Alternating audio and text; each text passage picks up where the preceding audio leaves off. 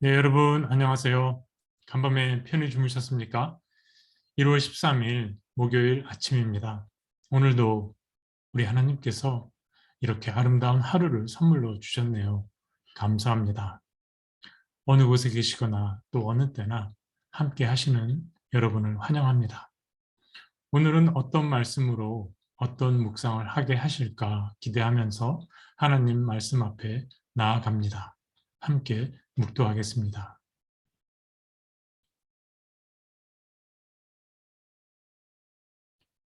하나님, 새해 들어 열흘이 지났을 뿐인데 하나님을 향한 뜨거웠던 마음은 벌써 식어져 갑니다. 이 영혼의 나태함과 빈곤함에 어찌할 수 없는 저희를 깨워 말씀 앞으로 인도하여 주심을 감사합니다. 주님, 이 영혼의 빈 그릇과 물러져가는 영혼의 근육에 생명이 될 말씀으로 채우시고 먹여 주옵소서. 이 시간을 인도하는 부족한 이 사람의 입술의 말과 영의 양식이 갈급하여 나온 주님의 자녀들의 묵상이 주께 연락되기를 원하옵나이다. 아멘. 우리가 다 함께 부를 찬송은 찬송가 135장 어저께나 오늘이나 입니다. 찬송가 135장 어저께나 오늘이나입니다.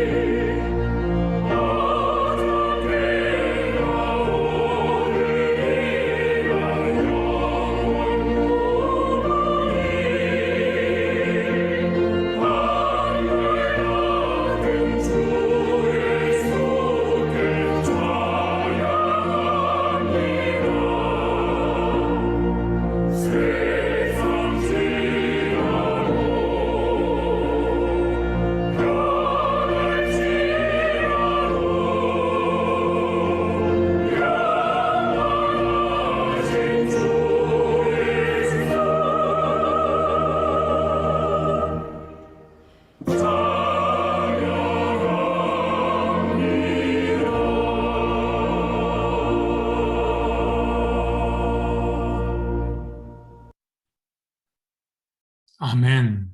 아멘. 어저께나 오늘이나 영원 무궁히 신실하신 주님, 세상 지나고 변할지라도 제가 주님을 사랑하나이다. 저희들의 믿음의 고백입니다. 아멘. 하나님의 말씀입니다. 오늘은 누가복음 3장 21절에서 38절의 말씀입니다. 스크린 보시면서 우리 다 함께 봉독하도록 하시겠습니다. 21절 시작합니다. 백성이 다 세례를 받을새 예수도 세례를 받으시고 기도하실 때에 하늘이 열리며 성령이 비둘기 같은 형체로 그의 위에 강림하시더니 하늘로부터 소리가 나기를 너는 내 사랑하는 아들이라 내가 너를 기뻐하노라 하시니라. 예수께서 가르치심을 시작하실 때에 30세쯤 되시니라. 사람들이 아는 대로는 요셉의 아들이니 요셉의 위로는 헬리요, 그 위는 맏다시요, 그 위는 레위요, 그 위는 멜기요, 그 위는 얀나요, 그 위는 요셉이요, 그 위는 맏다디아요, 그 위는 아모스요, 그 위는 나훔이요, 그 위는 에슬리요, 그 위는 낫게요, 그 위는 마하시요, 그 위는 맏다디아요, 그 위는 서머인이요, 그 위는 요색이요, 그 위는 요다요, 그 위는 요하나니요, 그 위는 레사요, 그 위는 수룹바벨이요, 그 위는 스알디엘이요, 그 위는 네리요, 그 위는 멜기요, 그 위는 앗디요, 그 위는 고삼이요, 그 위는 엘마담이요, 그 위는 에르요, 그 위는 예수요, 그 위는 엘리에서요, 그 위는 요림이요, 그 위는 맏다시요, 그 위는 레위요, 그 위는 시므온이요, 그 위는 유다요, 그 위는 요셉이요, 그 위는 요남이요, 그 위는 엘리야김이요, 그 위는 멜레아요, 그 위는 맨나요, 그 위는 맏다다요,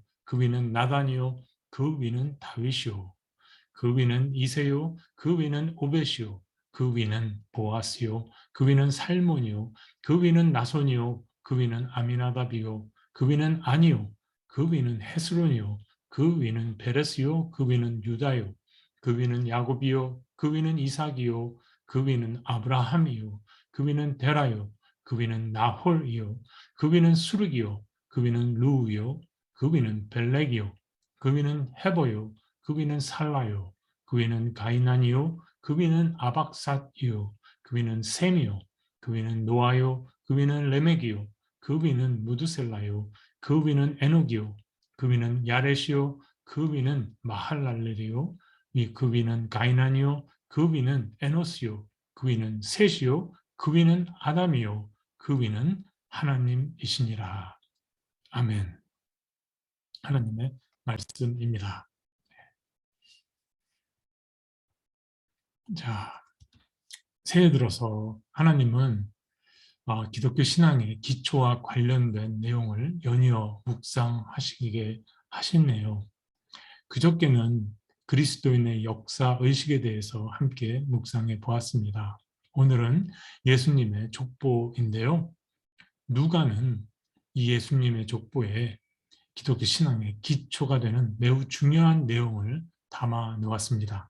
이 내용은 지극히 당연한 것인데 자칫 경홀히 여기면 신앙생활이 잘못된 길에 들어설 수 있습니다. 결론부터 말씀드리면 오늘 긴 본문의 말씀을 한 문장으로 줄일 수 있는데요.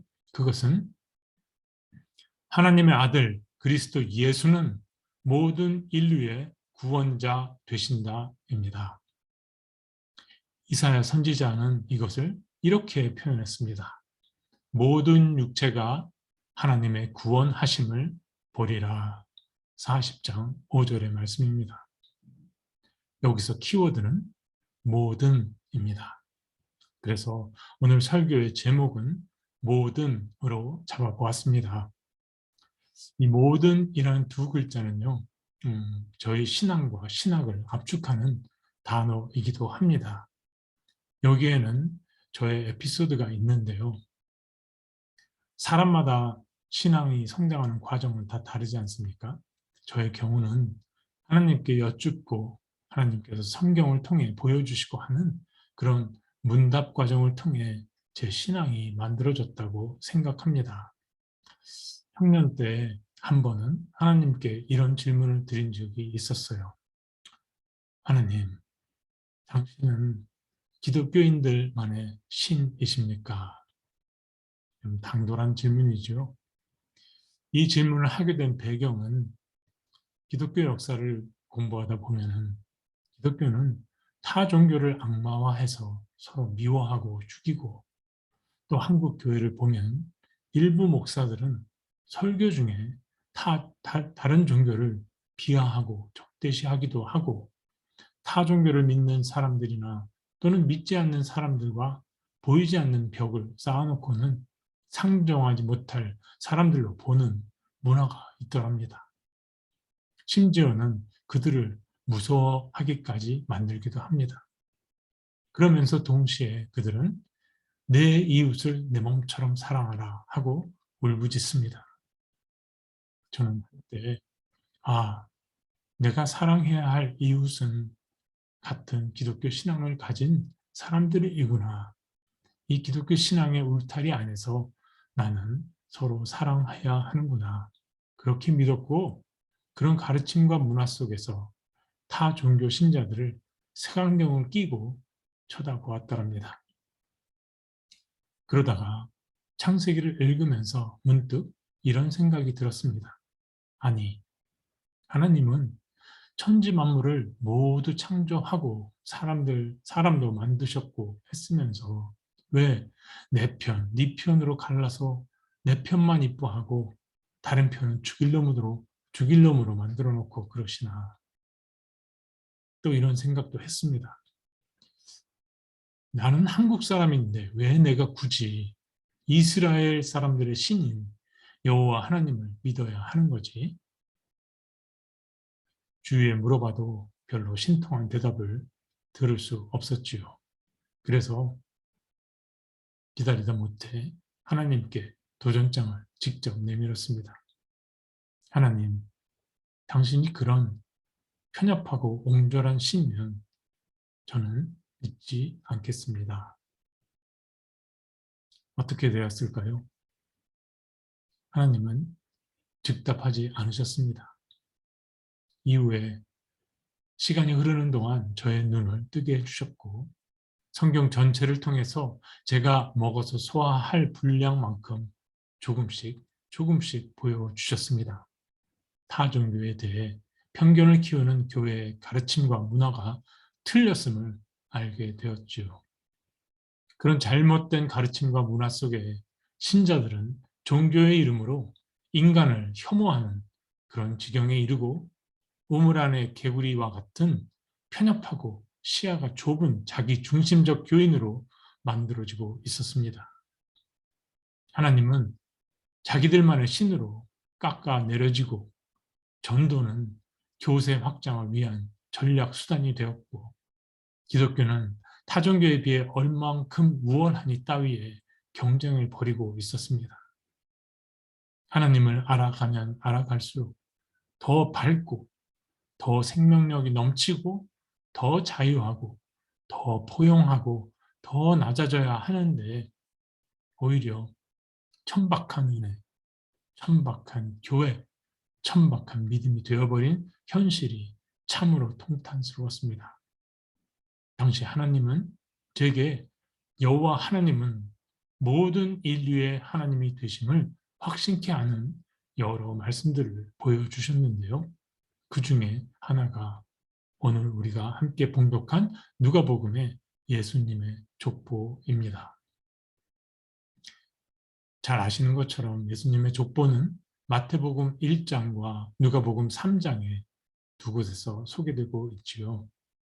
마태의 족보는 아버지 요셉의 계보를 따르고, 누가의 족보는 어머니 마리아의 계보를 따른다는 것은 이미 공부하셔서 잘 알고 계시리라 생각합니다. 그러나 여기에는 그 이상의 보다 더 근본적인 중요한 의미가 담겨 있습니다. 우리는 교회 건물을 바라볼 때 내가 서 있는 위치에서 보이는 교회 건물의 모습만을 보게 되잖아요. 마태와 누가도 그랬습니다.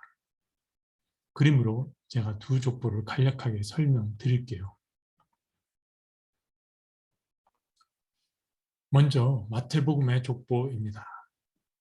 마태는 유대인 세리였죠. 그래서 마태는 자신의 동족 유대인들을 염두에 두고 마태복음을 썼습니다. 마태는 아브라함과 다윗의 자손 예수 그리스도의 계보라, 이렇게 예수님의 족보를 유대인의 조상인 아브라함부터 시작하고 다윗에 이르러 솔로몬 왕, 소위 성골의 계보를 따라서 예수 그리스도가 왕으로 오신 메시아임을 전합니다. 그 결과 마태복음에서는 예수 그리스도는 이스라엘의 왕이요 구원자가 되시는 거지요. 그런데 누가는 마태와 보는 관점이 달랐습니다. 누가는 누가복음과 사도행전의 저자요 바울 사도의 주치의로 알려져 있지요. 누가는 바울 사도와 함께 예루살렘에만 머물지 않고 당시 세계였던 로마 제국의 이곳저곳을 다니면서 이방인들을 전도해 까내게 이방인들을 늘 마음에 품고 예수님의 족보를 그렸습니다. 사실 누가 자신이 정통 유대인이 아니라 이방인이었습니다.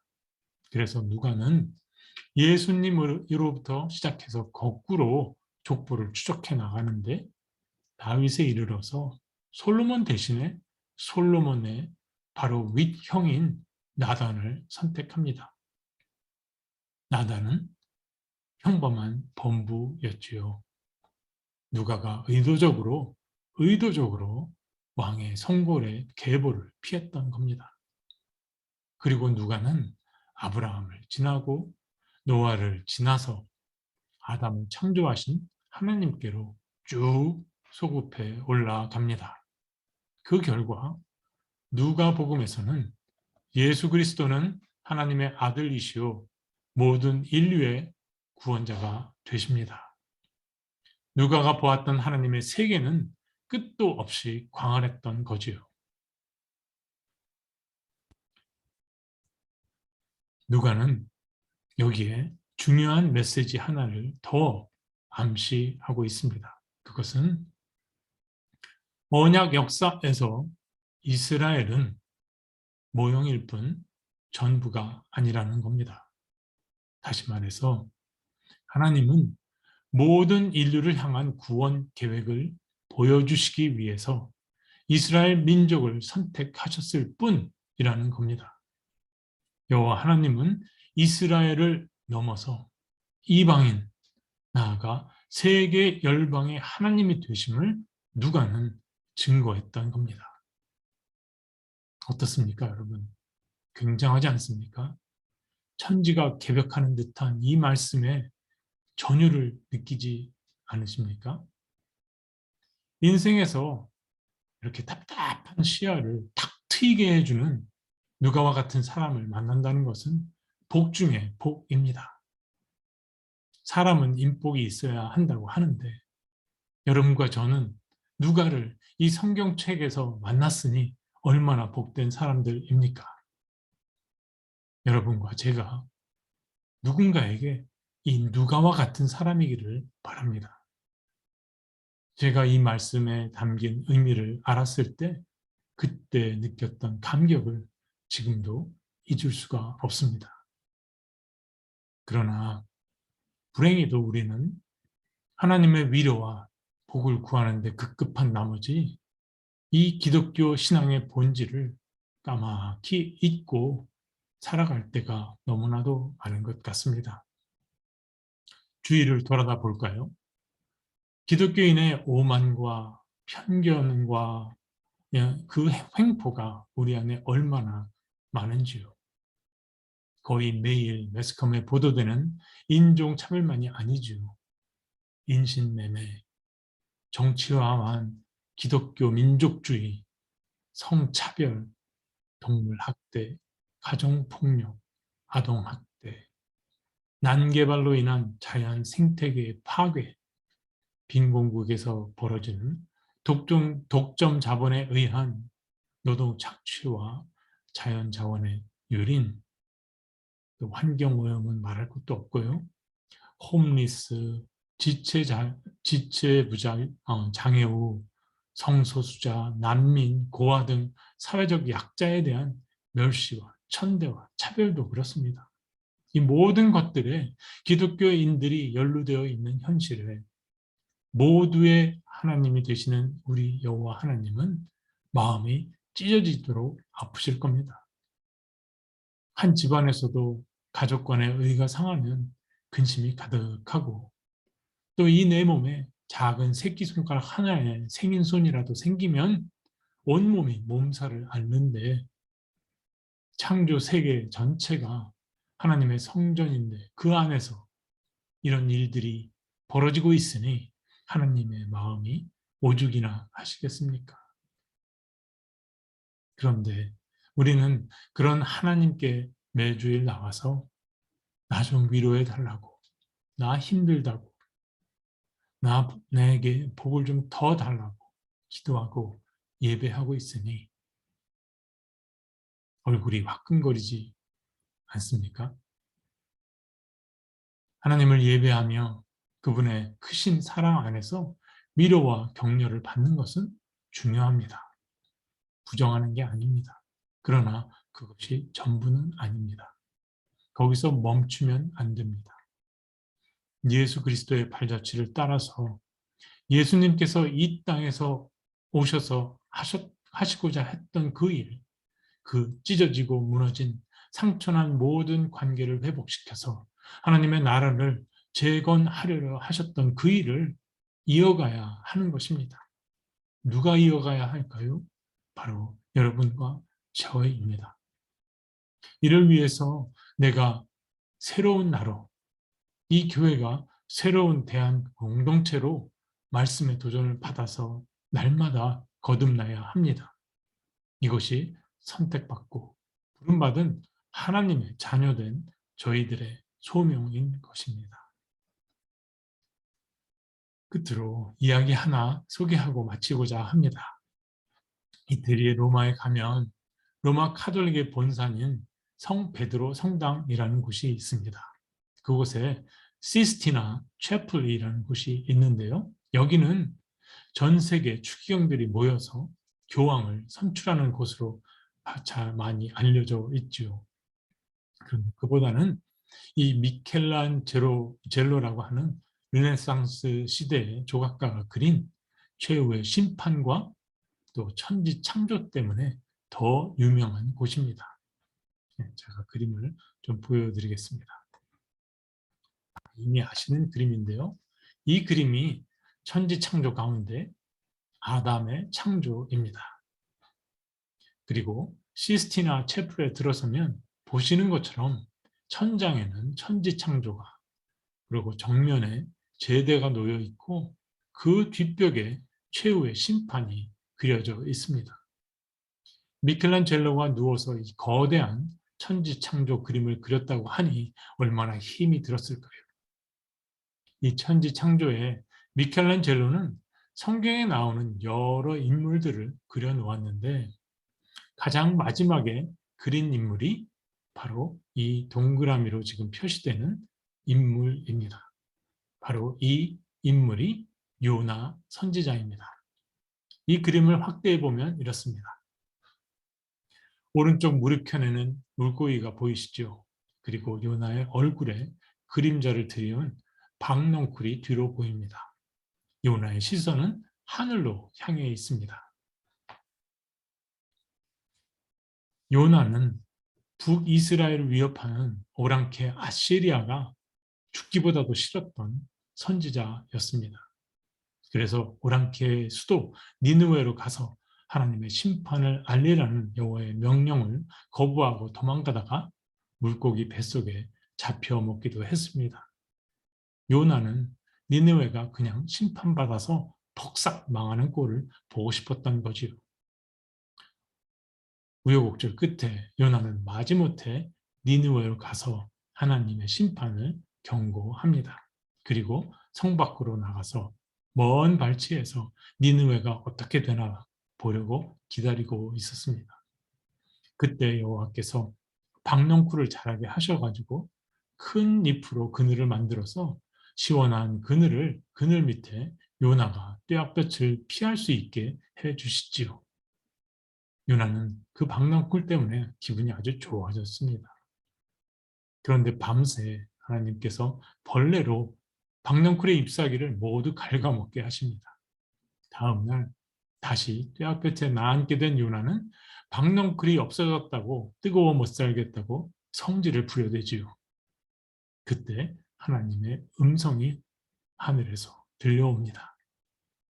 요나야, 요나야, 네가 수고도 하지 않았고 재배도 안 한 하룻밤에 났다가 하룻밤에 말라버린 이 박넝쿨을 가지고도 그렇게 아꼈는데 하물며 이 니느웨에 좌우를 분별하지 못하는 사람들과 가축들을 내가 아끼는 것이 뭐가 그리 잘못됐느냐.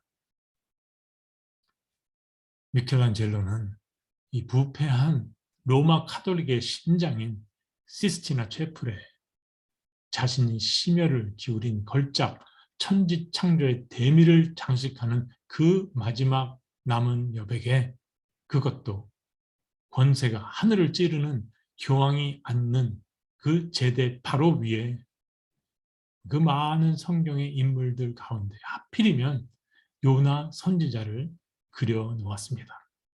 그리고 모든 추기경들이 교황 머리 위에 있는 요나의 그림에서 시선을 피할 수 없게 만들어 놓았습니다. 왜 그랬을까요? 여호와 하나님은 니들만의 하나님이 아니라 모두의 하나님이 되심을 늘 잊지 말라라는 미켈란젤로의 경종은 아니었을까요? 여러분, 하나님은 모두의 하나님이십니다. God loves all. 잊지 마세요. 이걸 잊으면 우리의 신앙은 무너집니다.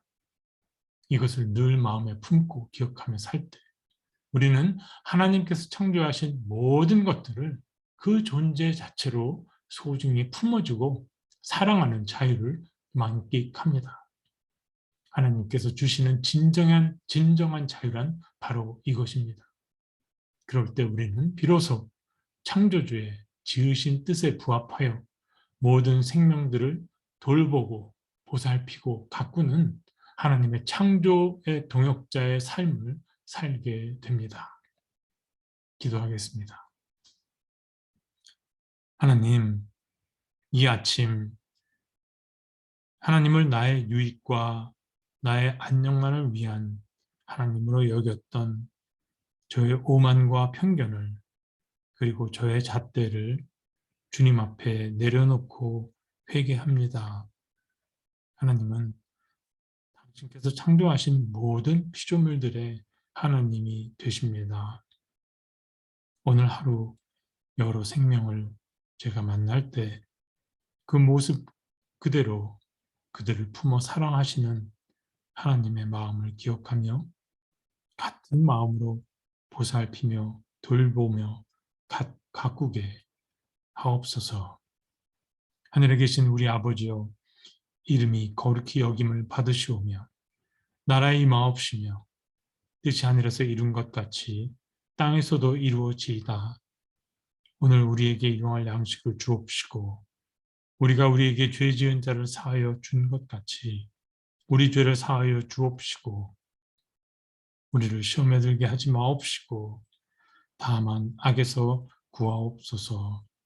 대개 나라와 권세와 영광이 아버지께 영원히 있사옵나이다.